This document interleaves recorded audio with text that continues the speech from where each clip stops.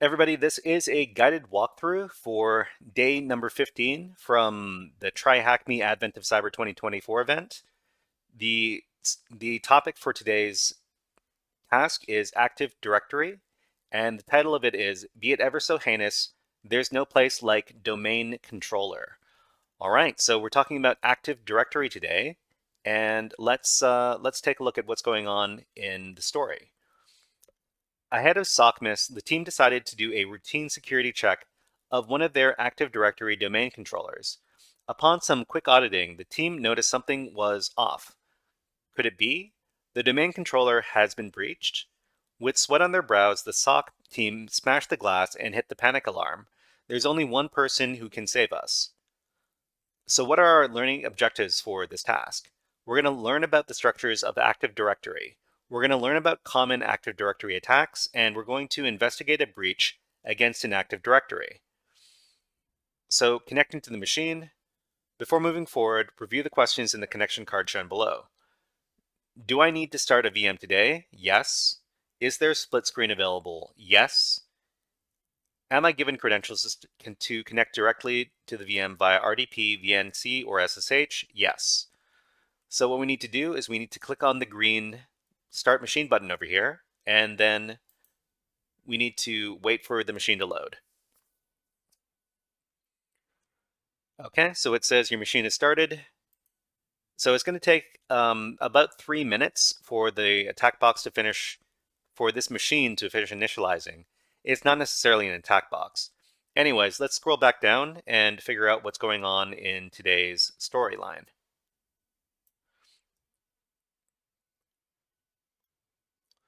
So introducing Active Directory. Before diving into Active Directory, let us understand how network infrastructures can be mapped out and ensure that access to resources is well managed. This is typically done through directory services, which map and provide access to network resources within an organization. The Lightweight Directory Access Protocol, LDAP, forms one of the core directory services. It provides a mechanism for accessing and managing directory data to ensure that searching for and retrieving information in subjects and objects such as users, computers, and groups is quick.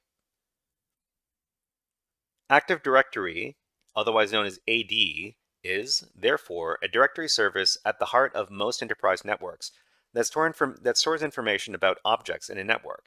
The associated objects can include users, individual accounts representing people or services, groups, collections of users or other objects, often with specific permissions, computers, machines that belong to a domain governed by AD policies, and printers and other resources, which are network accessible devices or services.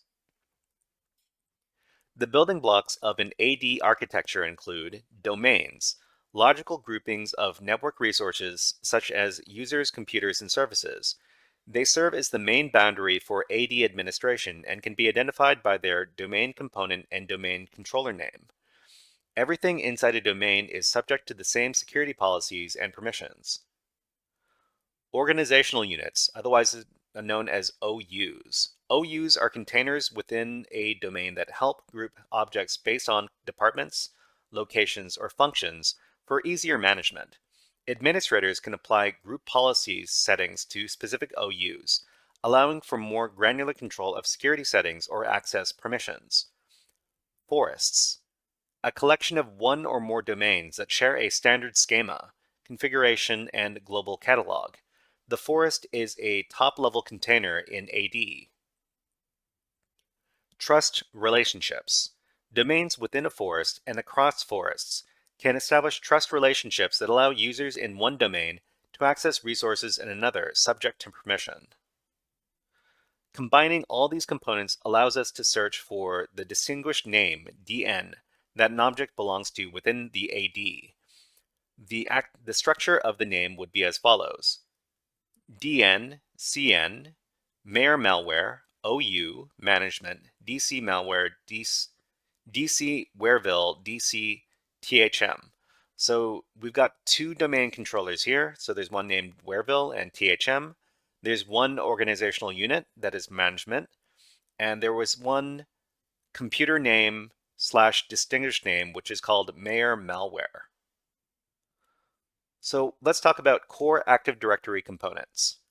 Active Directory contains several key components that allow it to provide a wide range of services. Understanding these components will give a clear picture of how AD supports administrative and security operations. Domain controllers. Domain controllers are servers that host Active Directory services. They store the AD database and handle authentication and authorization requests, such as logging in users or verifying access to resources. Multiple DCs can exist within a domain for redundancy.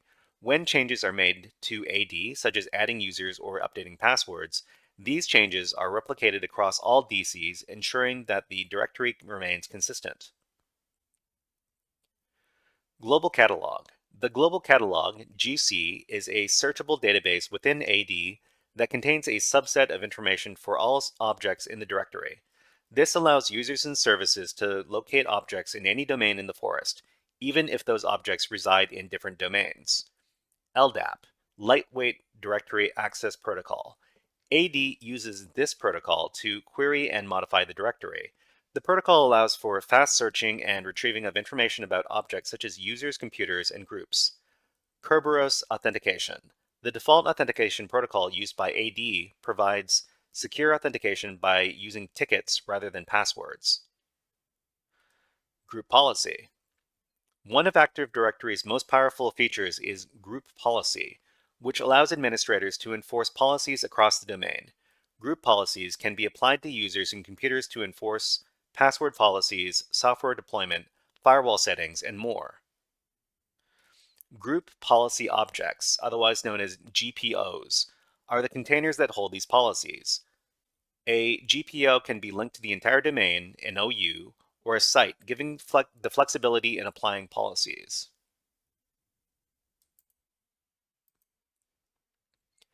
Let us say that McSkitty wants to ensure that all users within Wareville's SOC follow a strict password policy, enforcing minimum password lengths and complexity rules. Here's how it would be done. In the Run window, open Group Policy Management from the server by typing in gpmc.msc. Okay, so we're going to demonstrate this. So inside of our Windows machine here, we're going to click on the magnifying glass, and we're going to type Run in the search window. So after we do that, we're going to see this desktop app called Run. We need to click on that, and then we need to type in gpmc.msc. gpmc.msc, and then click on OK. Okay, after that, right-click your domain and select Create a GPO in this domain and link it here. Name the new policy Password Policy. Okay, so we need to right-click on our domain. So our domain is right over here. It's called wareville.thm. So we need to right-click on this and then select this option here, create a GPO in this domain and link it here. Click on that. We need to name the new GPO. We're going to name it Password Policy as we were instructed. Password Policy, and then click on OK. Edit the GPO by navigating to Computer Configuration, Policies, Windows Settings, Security Settings, Account Policies, Password Policy. Okay, so we're going to go over to Computer Configuration, which is... Okay, so let's see. So, okay, from here, we do Computer Configuration, Policies, Windows Settings,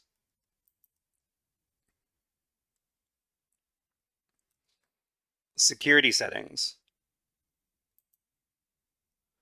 and then Account Policies. Account Policies, then Password Policy. Okay, so click on Password Policy from here, and then we need to configure minimum password length 12 characters. Okay, so minimum password length, this one, we're just going to double click this. And we're going to click on define this policy setting, set the number of characters to 12 characters, click on apply, and then click on OK. After that, enforce password history 10 passwords. So over here, enforce password history, double click that. Click on define and select 10, and then click on apply, and then OK. Next, we need to set the maximum password age, which is 90 days. Maximum password age, double click that, define, and then set it for 90 days, and then click apply. Because of the value of minimum password is, oh, this is minimum, sorry. Okay, I just need to set this to 0. I mistook minimum and maximum. Anyways, cancel out of this. I need maximum password age. Click on that, define. So we need to define this as 90 days. And then click on apply. And then click OK. Okay. And then password must meet complexity requirements enabled. So that is down here. So double click that. Click on define and then select enabled. Click apply. And then click OK. All right. So click OK and link this GPO to the domain or specific OUs you want to target. So let's see. So from here, this policy will now be applied across the domain, ensuring all users meet these password requirements. Okay. So common Active Directory attacks. Let's talk about these. Adversaries are always looking for ways to breach and exploit Active Directory environments to destabilize and cause havoc to organizations. Working with Glitch to secure SOCMIS requires us to know common attacks and their mitigation measures. The Golden Ticket Attack. A golden ticket allows attackers to exploit the Kerberos protocol and impersonate any account on the AD by forging a ticket-granting ticket, otherwise known as TGT. By compromising the KRBTGT account and using its password hash, the attackers can gain complete control over the domain for as long as the forged ticket remains valid.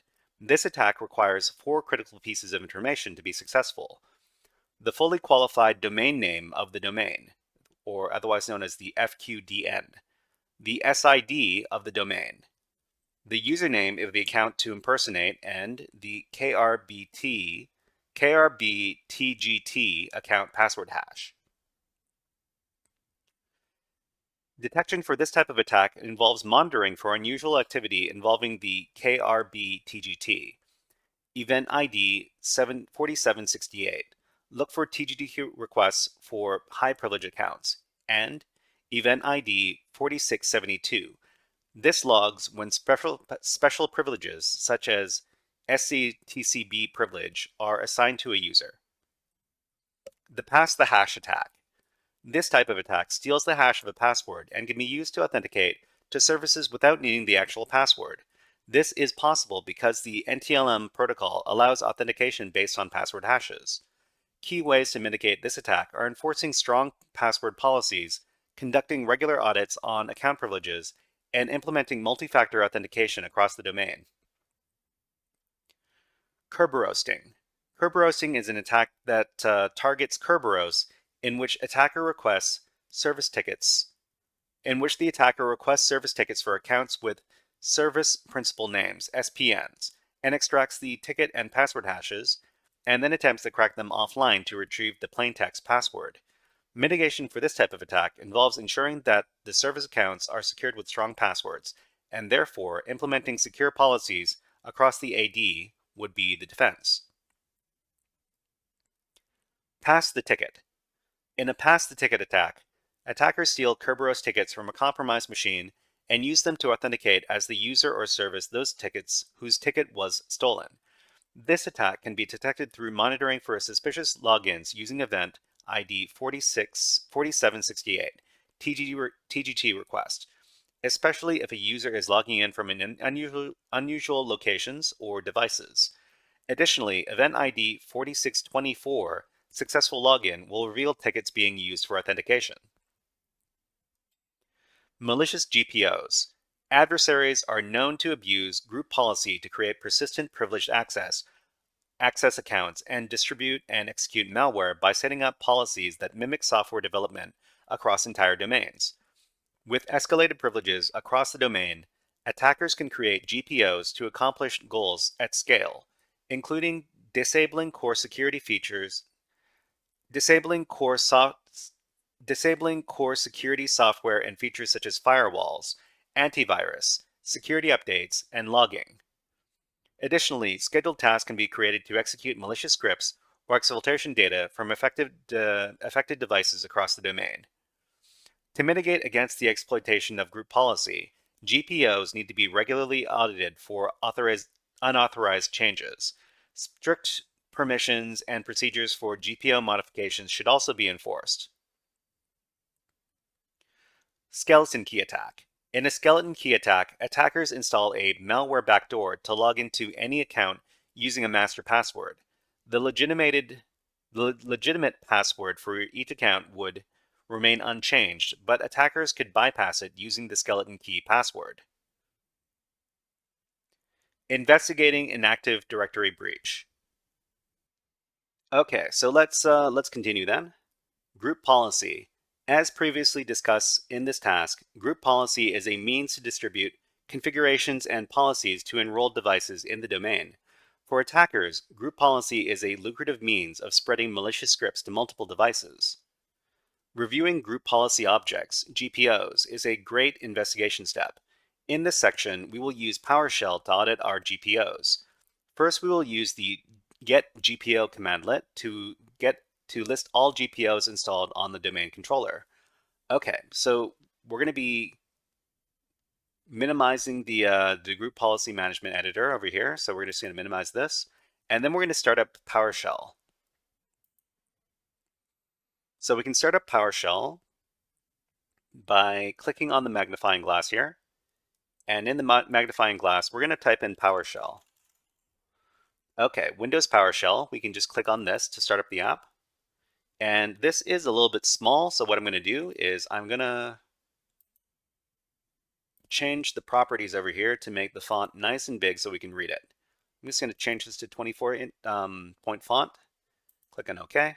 Okay, so now we can see the PowerShell terminal. It's very big now.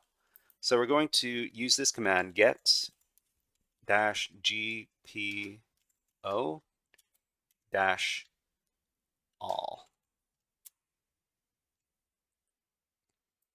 Okay, so we've got all of the different GPOs that are applied over here. So display name is the name of the policy. Default domain controller policy. We've got password policy over here. And then we've got this one called malicious GPO glitch malware persistence. So that seems a little bit suspicious. So we're going to be talking about that in just a little bit.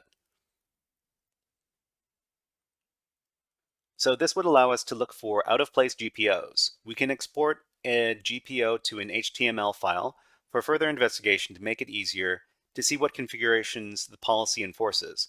For this example, we will export the set wallpaper GPO. Please note that this is a demonstration GPO and this isn't present in the practical machine for today's task. Okay, so it's get GPO report -name and then report type HTML path this.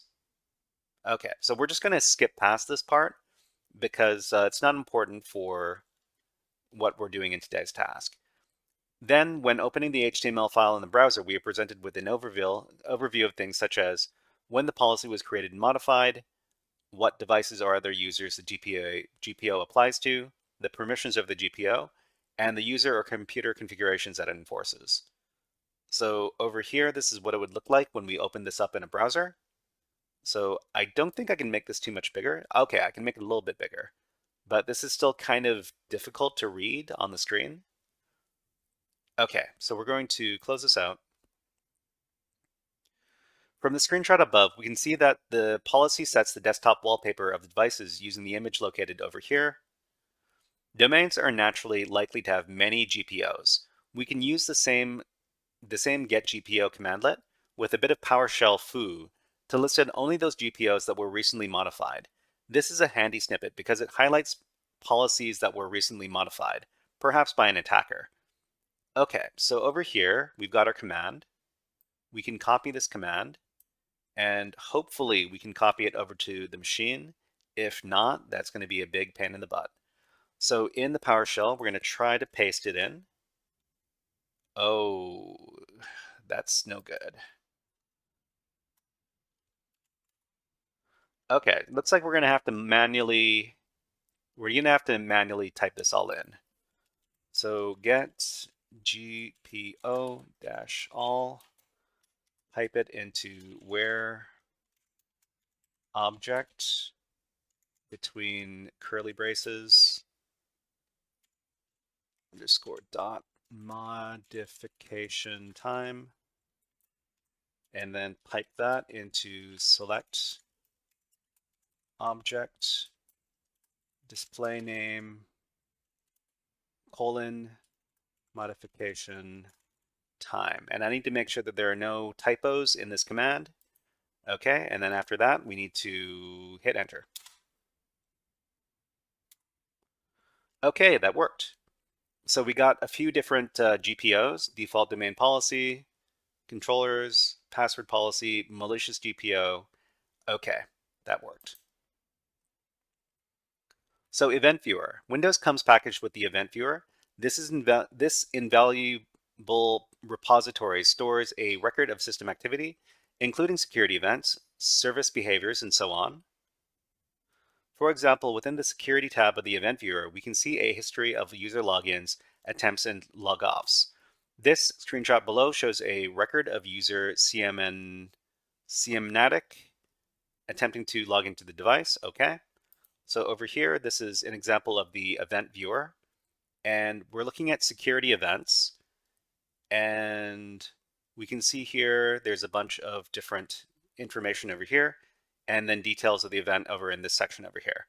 Okay, we're just going to close this out. We're probably going to have to use the Event Viewer for a couple of the questions in today's task. So all categories of events are given an event ID. The table below provides notable event IDs for today's task. We've got 4624, a user account is logged on. 4625, a user account failed to log on. 4672, which is special privileges being assigned to a user, and 4768, a TGT, Kerberos ticket, was requested for a highly privileged account. Next, we'll talk about account auditing. User accounts are a valuable and often successful method of attack. You can use Event Viewer IDs to review user events and PowerShell to audit their status. Attack methods such as password spraying will eventually result in user accounts being locked out, depending on the domain controller's lockout policy. To review all locked accounts, you can use the search AD account commandlet, applying some filters to show information, such as the last time the user has successfully logged in. So we've got this one over here, search AD account, locked out, select object. Okay, so all this stuff over here. Additionally, a great way to quickly review a user account present on the domain, as well as the group membership, is by using the get AD user commandlet demonstrated below. Okay, so because we can't paste into the PowerShell window over here, we're gonna skip this because this is a lot of manual typing. But we're going to move on to the next section. Reviewing PowerShell history and logs. PowerShell, like Bash on Linux, keeps a history of the commands inputted into the session. Reviewing these can be a fantastic way to see recent actions taken by the user account on the machine. On a Windows server, this history file is located at AppData, Microsoft, Windows, PowerShell, PS readline, console host history.txt. You can use the inbuilt notepad on Windows or your favorite text editor to review the PowerShell command history. Okay, so we've opened this up in the screenshot here, and it looks like there's a bunch of different PowerShell commands that have been logged in the history over here. Additionally, logs recorded for every PowerShell process executed on the system. These logs are located within the event viewer under Application and Service Logs, Microsoft, Windows, PowerShell, Operational, or also under Application and Service Logs, Windows, PowerShell. The logs have a wealth of information useful for incident response. So over here inside the event viewer, we can also tunnel down by going to these specific sections over here to get all of the history for all of the PowerShell commands that have been executed on the system. Okay, we've come to the practical section now. Your task for today is to investigate Wareville's SOCNAS Active Directory controller for the suspected breach. Answer the questions below to confirm the details of the breach. Answer the questions below. Use the security tab within the event viewer to answer questions 1 and 2. Okay, so this means we need to go over to the Windows machine and then click on the magnifying glass. And in the magnifying glass, we want to search for something called Event Viewer. And then click on Event Viewer over here. Okay, so after we've done that, we have to use the security tab. So in the Event Viewer here, we're looking for the security tab. We're looking for Windows logs, I think.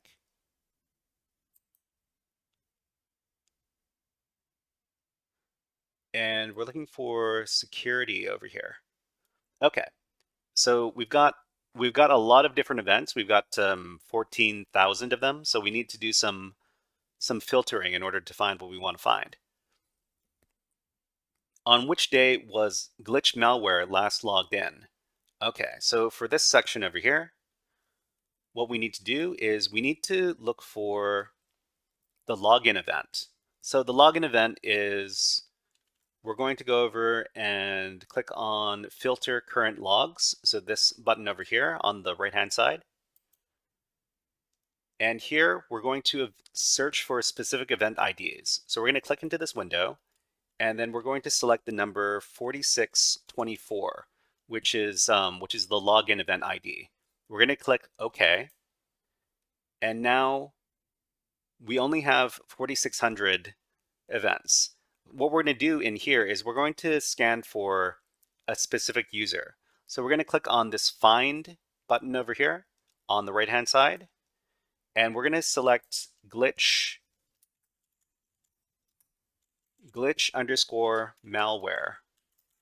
And then we're going to click on Find Next. Okay, security ID glitch malware, great. And it looks like we've got a date over here as well. So it's 11/7. So I think that's November 7th, 2024. That's the answer. Okay, so it's going to be 07/11/2024. And then click on Submit. Okay, so that answer was correct. This first one, we just need to click on it.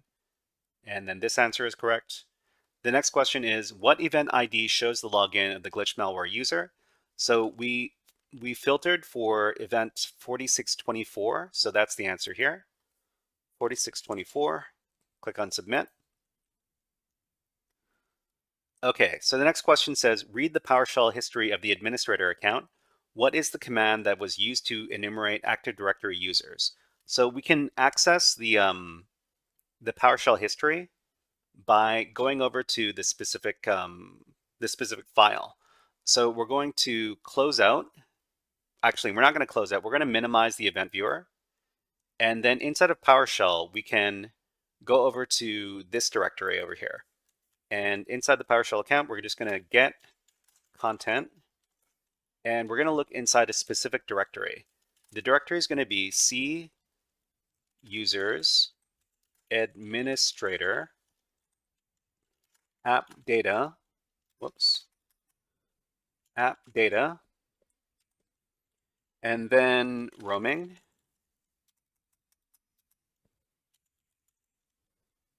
and then Microsoft, and then Windows, and then PowerShell, and then PS read line, and then console host underscore history.txt. Okay, so when we read this file, we're going to be able to see all of the PowerShell commands for the administrator user. Okay, so we see a bunch of different commands. Who am I? If config, ping, something, something. What was the command that was used to enumerate the Active Directory users? That is this one right here. It is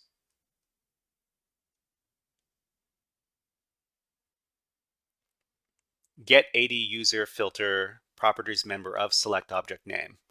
So we just need to select this command right here and copy it. I think we can copy from the Windows machine to the website. So I'm just going to copy this, and then I'm going to paste in here. Okay, so it looks like this works. So after that, click on Submit, and that's the correct answer. Look in the PowerShell log file located in Applications and Services Logs, Windows PowerShell. What was Glitch Malware's set password? Okay, so what we need to do is we need to go back to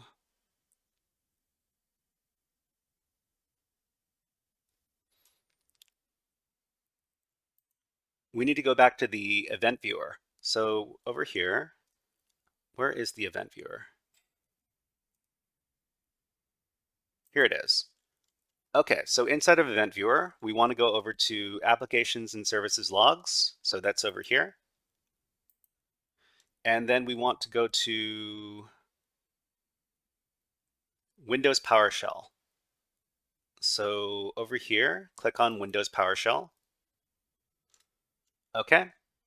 And what we need to do is so there's a bunch of different events over here. There's 414. What we want to do is we want to click on the Find button on the right-hand side here. And we're going to look for the word password. And then click on Find Next.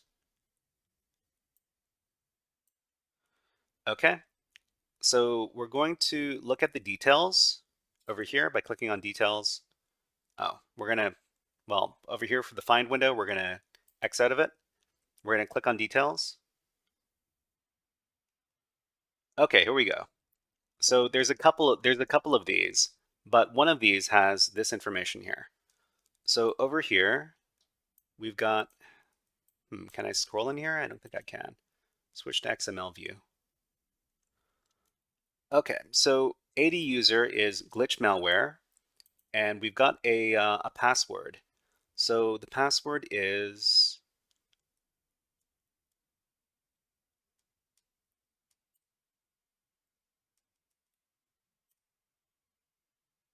this one right here. So the password is super secret password over here.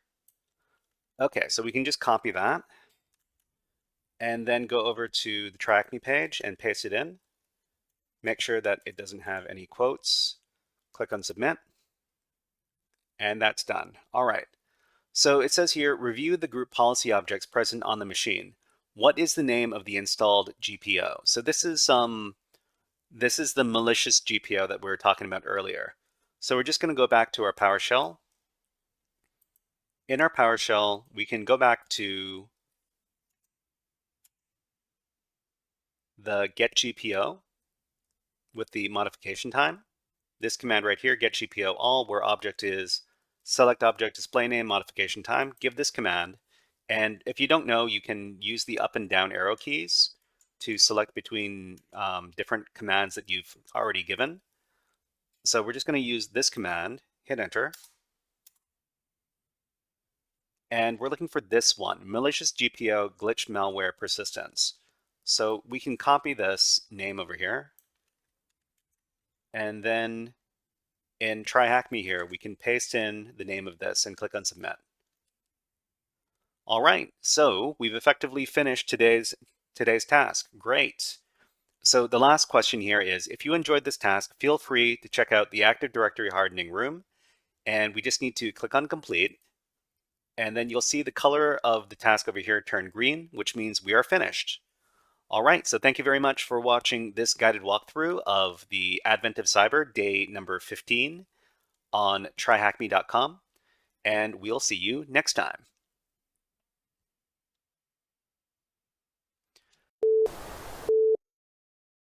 Hey there, HackerFrogs! Are you enjoying this workshop? Learning new concepts and skills? If so, there's a way you can support the channel, and it's totally free. Just click on the subscribe button below the video. Also, click on the like button. And if you have questions or comments on this workshop, please leave them below the video. Thanks for listening. And now, back to our scheduled programming.